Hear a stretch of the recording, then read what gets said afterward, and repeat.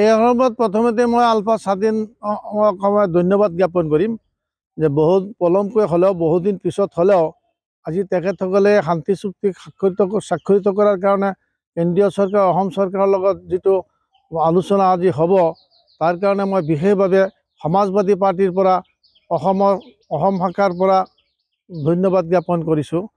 সিহঁতৰ যে এই ইচ্ছাটো হৈছে যে এটা চুক্তি স্বাক্ষৰিত হওক আৰু সমস্যা এটা সমাধান হ'ল, গতিকে প্ৰথমেই মই মোৰ আন্তৰিক ধন্যবাদ আৰু জ্ঞাপন কৰিছোঁ আলফা স্বাধীন অসমলৈ।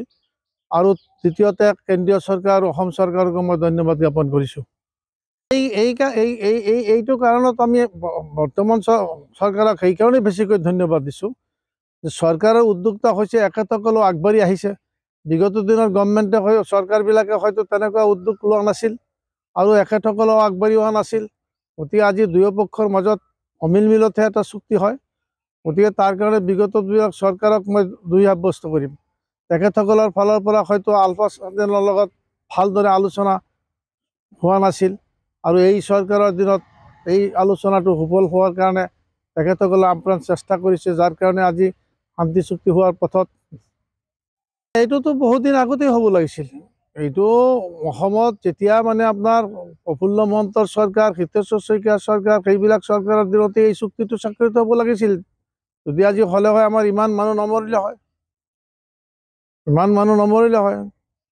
গতিকে মই অসম শাখাৰ সমাজবাদী দলৰ পৰা আন্তৰিক ধন্যবাদ আৰু শুভেচ্ছা জ্ঞাপন কৰিছোঁ কেন্দ্ৰীয় চৰকাৰ, অসম চৰকাৰ আৰু আলফা স্বাধীন অসমলৈ। বহু কুঠাঘাত মূলত গতি গ'ল, তাৰ কাৰণেতো বিগত দিনৰ চৰকাৰবিলাকক ধুই ক'ব লাগিব। আজিৰ যিটো চৰকাৰ আছে অসম চৰকাৰৰ উদ্যোগতেই আজি এই চুক্তিখন স্বাক্ষৰিত হোৱাৰ পথত। এতিয়াও যদি হোৱা নাই, আজি হ'ব আবেলি, কিন্তু সেইকাৰণে বাকী চৰকাৰবিলাককে আমি দুই সাব্যস্ত কৰিব লাগিব। বিগত দিনৰ চৰকাৰবিলাকে তেনেকৈ উদ্যোগ ল'লে আজি এই শান্তি চুক্তি কেতিয়া হ'লে হয় আৰু ইমান কুঠাঘাত মূলত কাম কাজ অসমত নহ'লে হয়।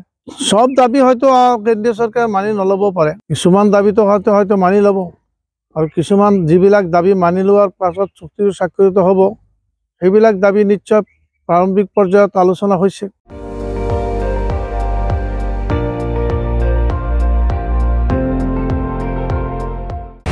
আপুনি চাই আছে ND24, সৰ্বশ্ৰেষ্ঠ নহয় সৰ্বোত্তমৰ দৌৰা।